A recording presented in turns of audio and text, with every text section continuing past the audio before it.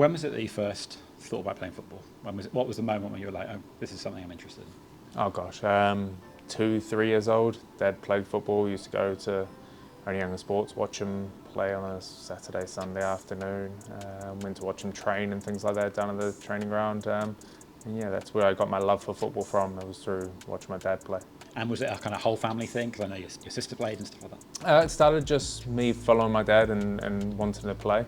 And then I think after a year of myself playing, my sister was if you can't beat them, join them. And then she joined the team and loved playing football ever since from then. When you're pretty young, you moved to Hamilton and obviously start playing for the local clubs there. Yeah.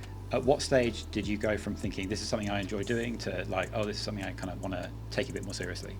It never was a serious moment until I got over to England. So even when I was down in the Waikato, playing for Cambridge, playing for Hamilton Wanderers and Waikato FC, it was all just enjoying football, and it's only going to be the working hard, enjoying football and playing on the weekend as much as possible. I was still very young at that stage, still in school, so it wasn't a case of I need to work on the side or anything like that, but it was just play football as much as possible because that's what I love doing.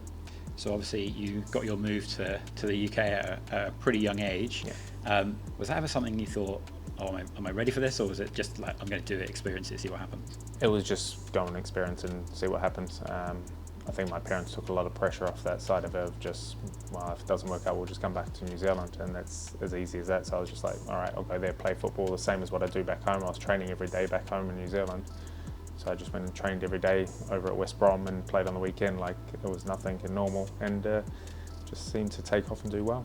You get over to the UK, you sort of experience a football culture which is pretty different to New Zealand in terms of just the number of players and the number of competition. What were your kind of first impressions when you kind of landed there and I suppose had your first few sessions? Look, yeah, the first few months and 6 months to batch it off, it was a big eye-opener. It's a very cutthroat industry. There's a lot of academy players, there's a lot of age groups.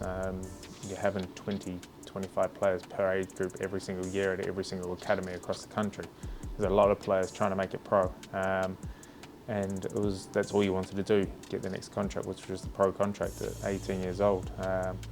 And everyone in the youth team wanted to do that, all 25 of us.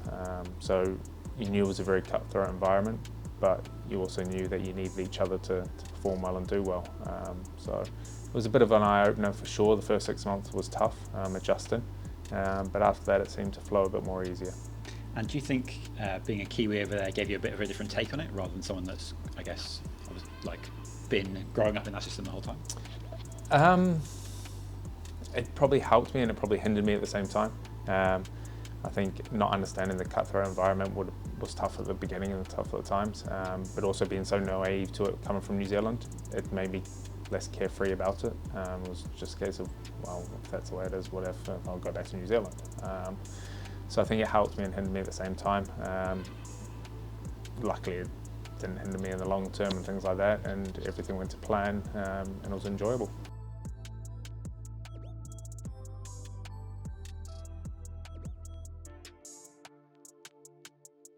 Look, yeah, it was fantastic. I mean, when I got the call up to go to the Confederations Cup, that was quality after just making my Premiership debut. So it was a bit of a whirlwind few months when Ricky called up and invited me to that. And then the year leading up to the World Cup, obviously the Bahrain game was special to be a part of, and then the World Cup in general was fantastic once we qualified. I mean, I was 18 at the time.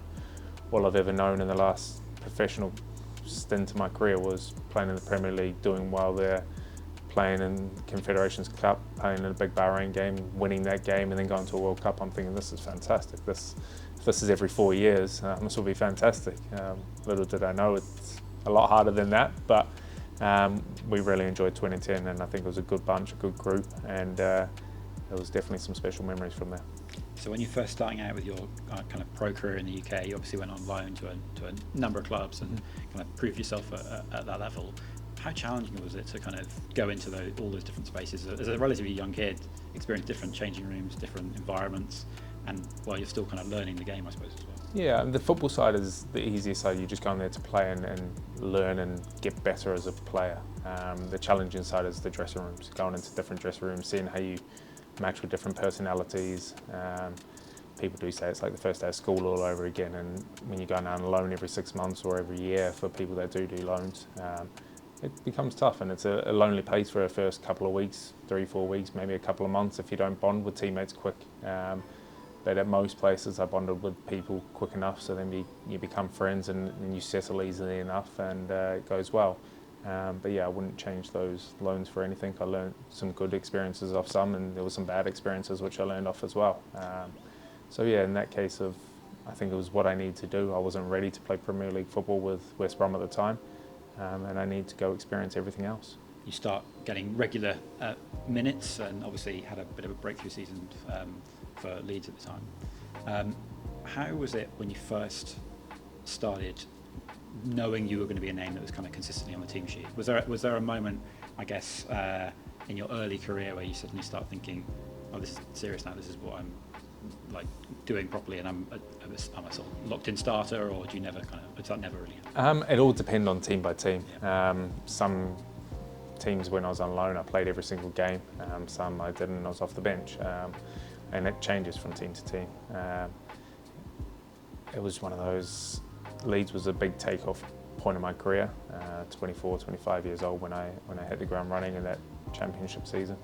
And it spurred me on to get back to where I wanted to be. I had a taste of Premier League football with a bit of West Brom, a bit at Leicester, but never really got to get stuck into it properly. And it was when Burnley came along, it gave me the chance to progress and do that every single week, and make me a Premier League player rather than a Championship player or a yo-yo player up and down in those leagues. I wanted to be an established name on the Premiership side, and that's what the chance was with him.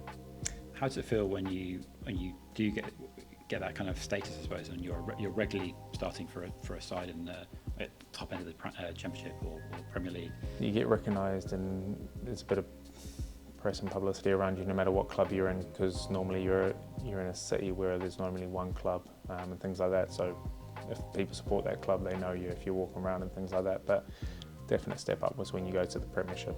It's a worldwide industry. It's broadcast around the world, and you get more recognised around the world.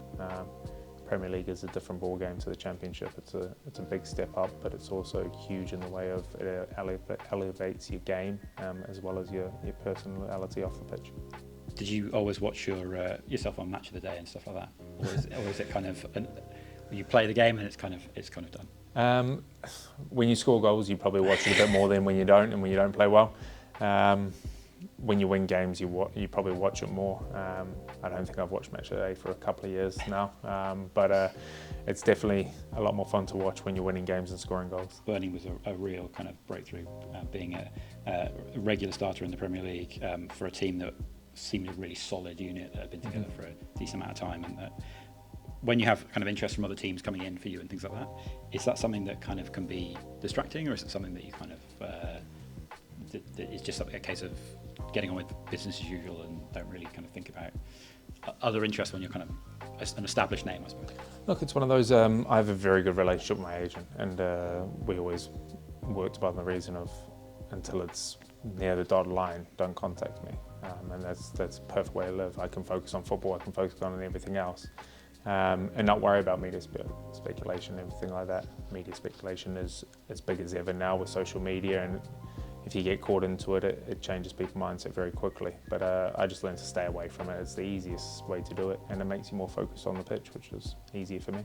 In the last couple of years, you had a huge breakthrough moment with Forest. Mm-hmm.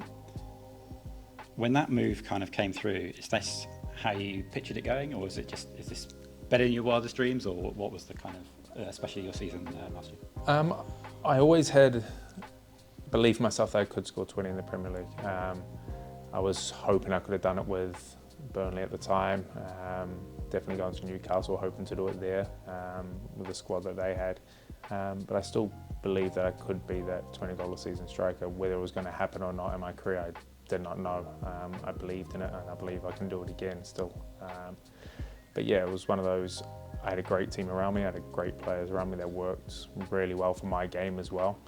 And yeah, it was nice to have that season, and have the seasons that I've had with Forest as well. It's been fantastic.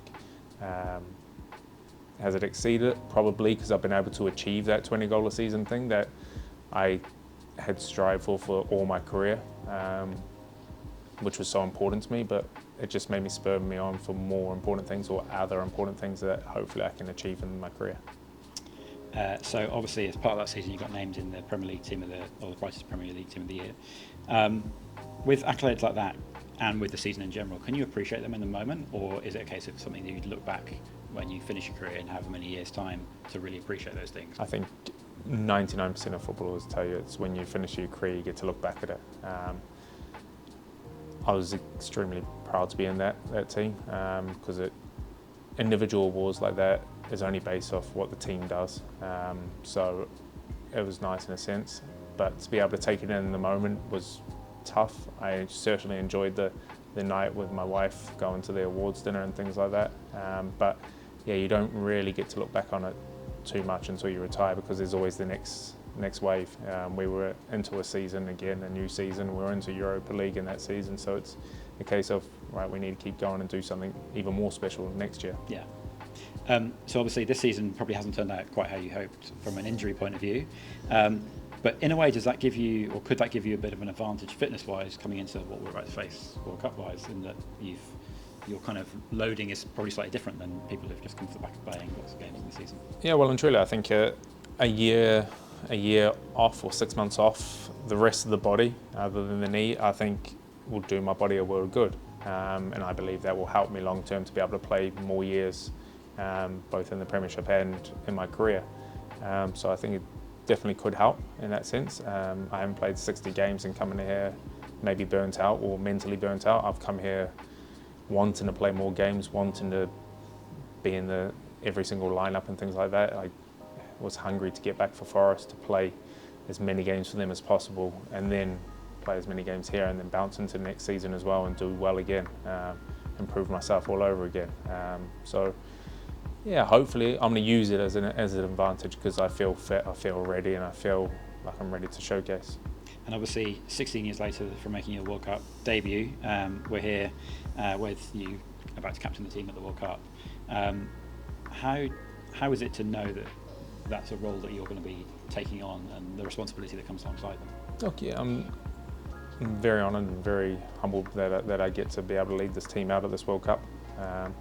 Obviously, I was there at 18. I was a little kid the last time, and I was looking up to Ryan and how he led the team and things like that, and it inspired me throughout my whole career to continue and try and emulate and be a leader like him. I don't think anybody can be a leader like him, but I want to make my own stamp on it in a certain way. But yeah, I'm looking forward to being involved in this World Cup with this group that we have, because it's a special group, and hopefully we can do something amazing. You're now married, have children.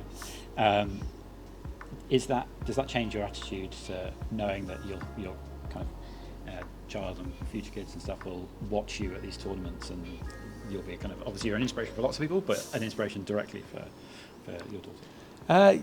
Yes, I think so. But also probably when she grows up and we tell her about how Daddy used to play at a World Cup or play in the Premier League, she'll be like, "Oh, shut up now," and we'll move on from that. She probably won't care. But instead.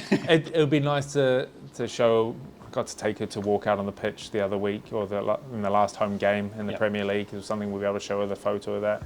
I announced our pregnancy in a Premier League game. Those are things that are big, and I just love it when all my family's there at games. My parents travel to every single game, home and away. My wife and kid come to every single home game and away games when they can. It's just so special having friends and family around, especially in big occasions. Obviously, you're in the squad with Tommy. You know Tommy very well and have been mates for a long time. Yep. We both will be the first two Kiwis to be at two Men's World Cups. How special is it to share so much of your journey with Tommy? We're both starting off relatively young in the white shirt. Look, yeah, it's huge. I mean, we've been close mates, best mates for a very long time. That's over 16 years of playing together and forming that friendship and that bond. I think it's great that he will be here to help experience and help give experience of the past World Cup, and even more so because he played in it. I was a bit part player, didn't get to sink my teeth into the World Cup last time as I wanted. He did, and he understands what it's like walking out for the national anthem in a World Cup game. He understands what it's like the first 5 minutes when the crowd's going wild, and he will be hugely instrumental to the boys that will have to deal with that. People tell you different little things to try and get you ready, but it's hard to understand the magnitude of what a World Cup is. It's different from age group World Cups, it's different from Olympics. This is massive, the World Cup, and I think his experience to bring that, as well as my experience, Si's experience, Rolly's experience as well, that have been at their last World Cup, I think will be huge. So yeah, it's fantastic to be able to share it with him and the other two boys.